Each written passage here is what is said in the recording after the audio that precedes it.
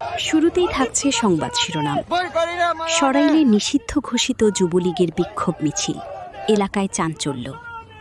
নারায়ণ চক্রবর্তী, সরাইল প্রতিনিধি। সঠিক সংবাদ, সচ্ছল বার্তা।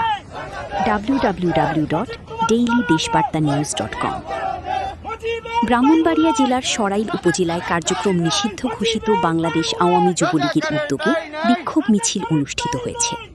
এ ঘটনায় উপজেলা জুড়ে চাঞ্চল্যের সৃষ্টি হয়েছে। আজ 17 মে রবিবার সকালে ঢাকা সিলেট মহাসড়কের শাহবাজপুর এলাকায় মিছিলটি বের হয়ে স্থানীয় ব্রিজ সংলগ্ন এলাকায় গিয়ে শেষ হয়।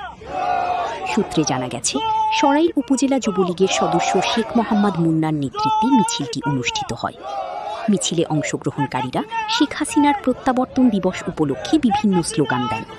পাশাপাশি বাংলাদেশ আওয়ামী লীগের কারাবন্দী নেতাকর্মীদের মুক্তির দাবিও জানান তারা।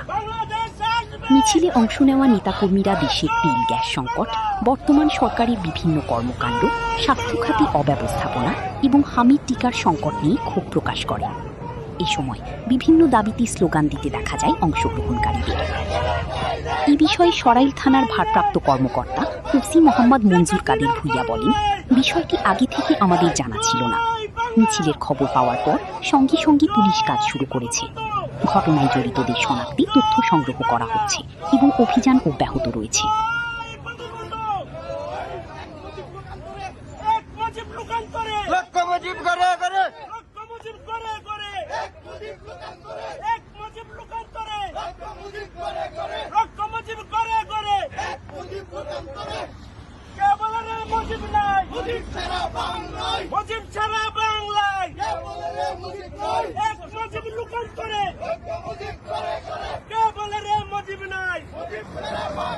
মুজিবের